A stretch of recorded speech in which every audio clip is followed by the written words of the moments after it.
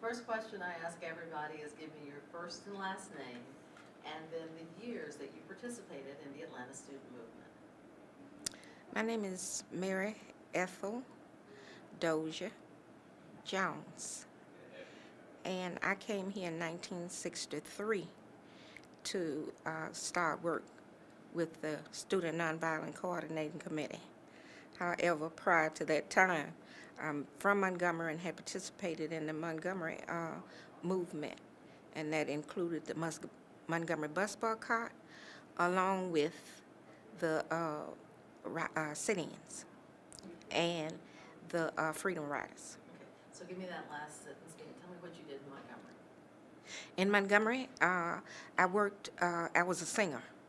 So we started the first freedom group there with 10-year-old girls singing the songs about the Montgomery bus boycott and carrying the message of the movement through songs through the entire city as well as the outskirts of Montgomery. Wow. So when you came to Atlanta, you not only knew the danger, you knew, I don't want to use the word thrill, but there had to be a sense of power, knowing that you were rolling back a system that had been in place for a long, long time. How was Atlanta different? How were the younger people that you worked with up here doing? Well, first off, there were two different dimensions of the Student Nonviolent Coordinating Committee, in that there were the field workers and the staff of the student movement. But what happened was, whenever they wanted to do anything in the community, they sought out the leadership of the people who were already in movement. And that's how I started working with them, is that I had that history, and they came to me about working with different projects that they had in the community.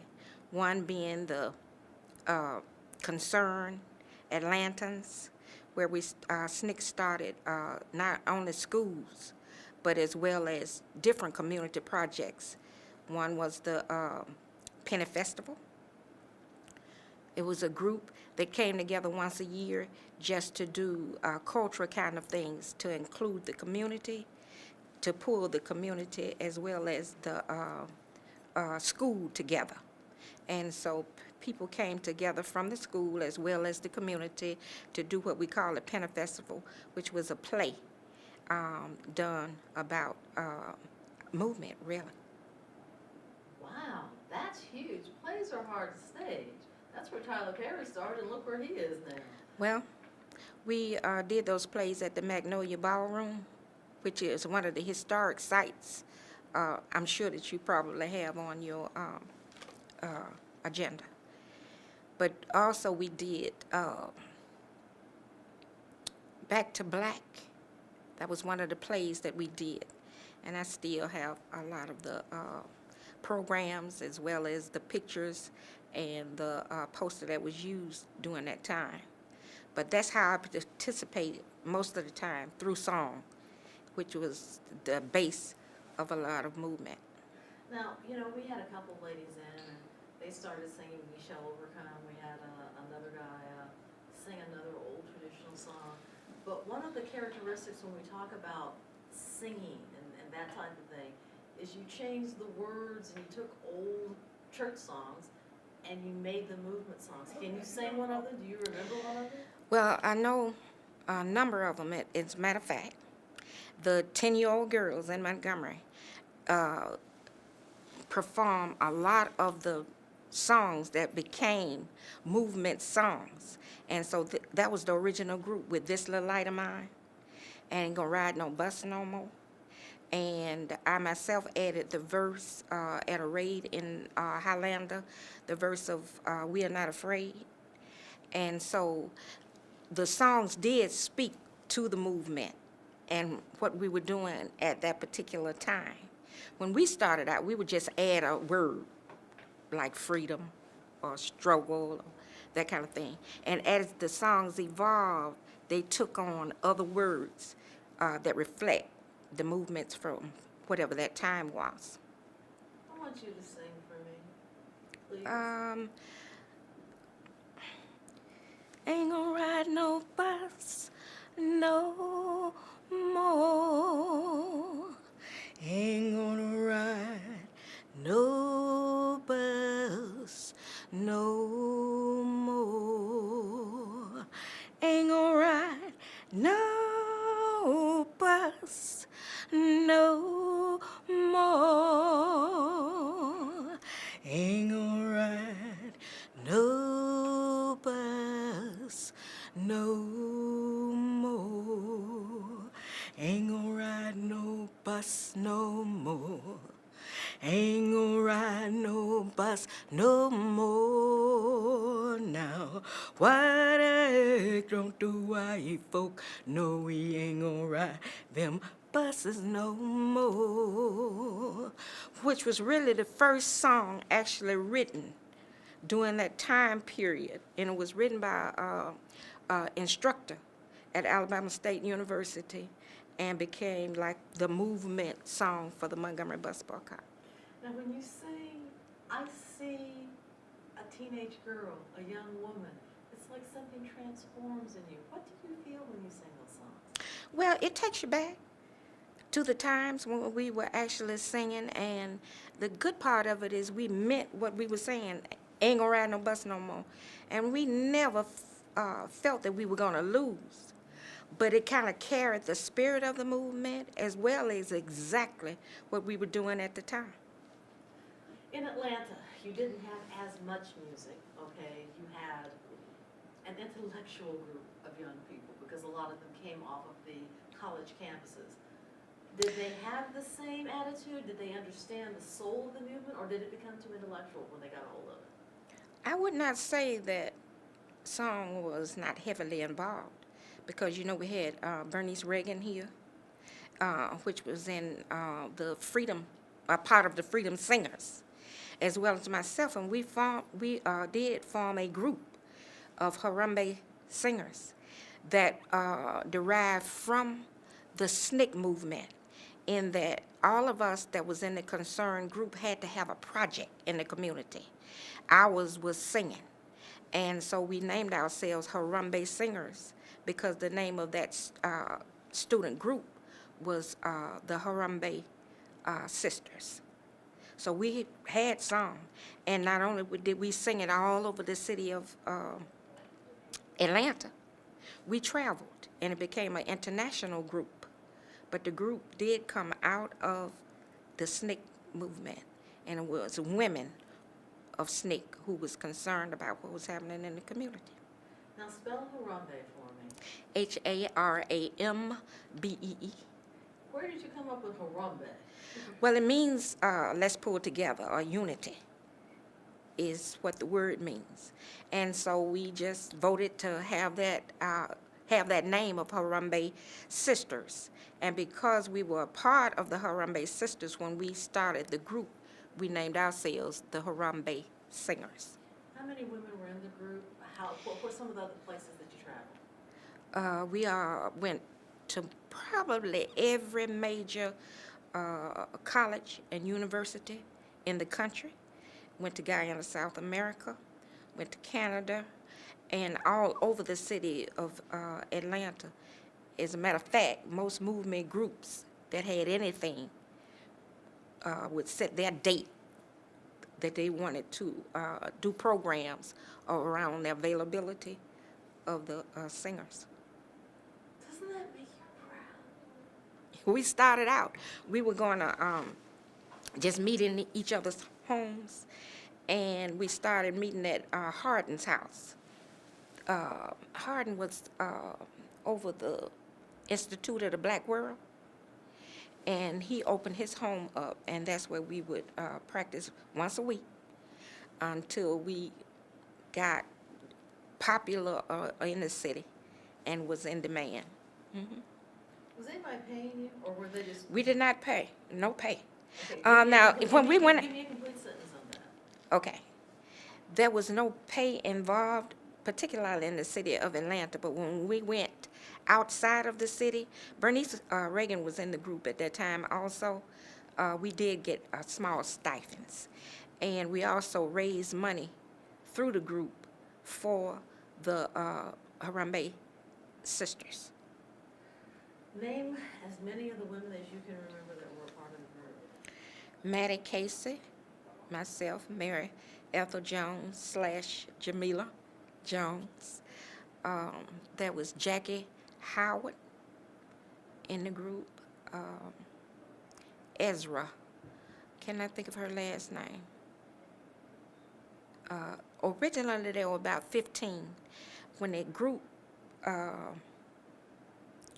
became even more international, it reduced itself to 3.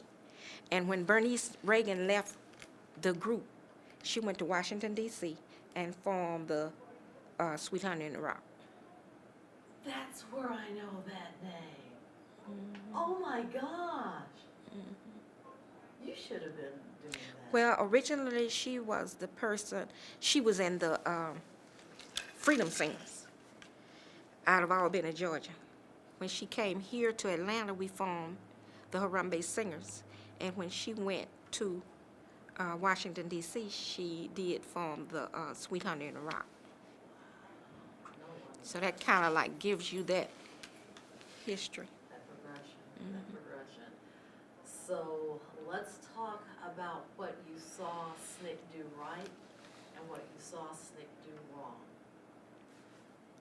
Well, I was a part of projects, so I don't know about the wrong.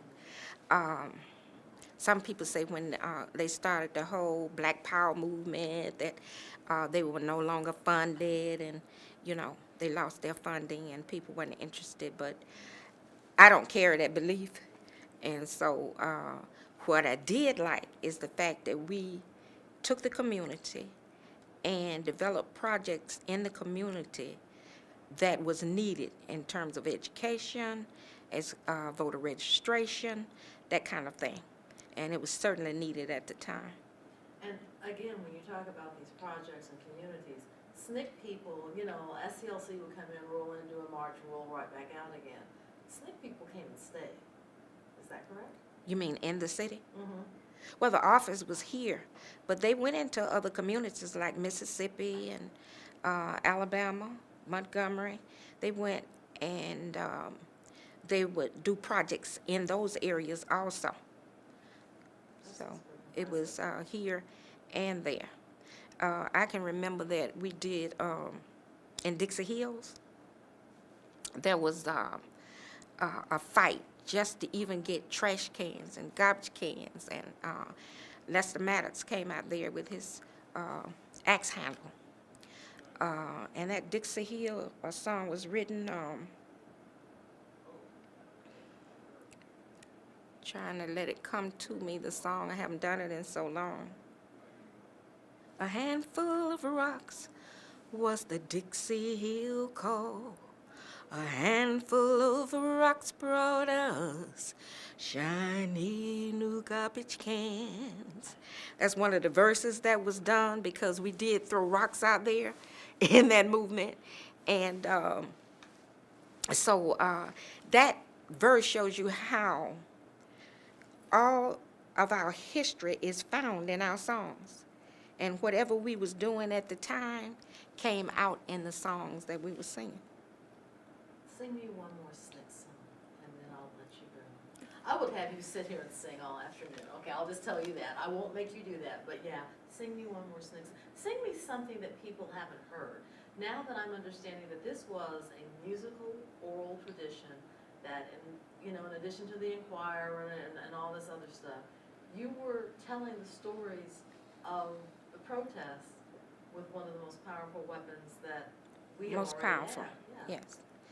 As we were in Montego, Tennessee at Highlander Folk School, there most of, or a large number of our leaders went to that school and studied and learned how to be effective in their communities.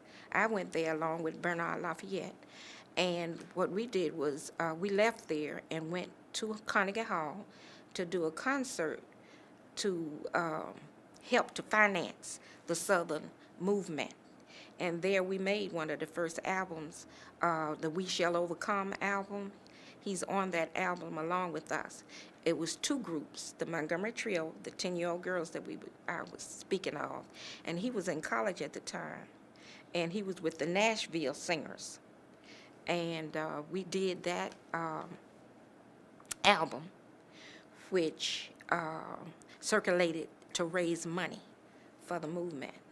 But a number of the songs are found there. This little light of mine was one of, I'm gonna let it shine, and we are soldiers in the army.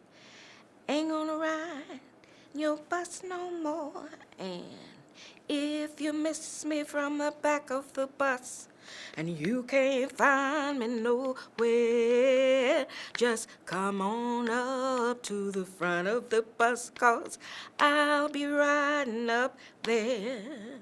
Stand up and rejoice, a great day is here. We're fighting for our freedom, and the victory is near. Hallelujah, I'm a-traveling, hallelujah, ain't it fine? Hallelujah, I'm a-traveling down freedom's main line. Sorry, I'm so enthralled, but what you did, I mean, yeah, there were folks that wrote things that were important in the marches, and then going to jail was important. But this is a living legacy here, and I feel blessed that you came and you sang for us. I just really, truly do. These are all the questions that I have. Do you have anything that I missed that you would like to talk about? Not really. Nothing? Okay, great. That's it. I would like to kind of mention this, Okay. that when we were talking about songs, that in Highlander was a now famous raid. Highlander was that school where all of us went into. What's her name? Septima Clark. Septima Clark, yeah, her grandmother's still there now. Yes. And one night we were there.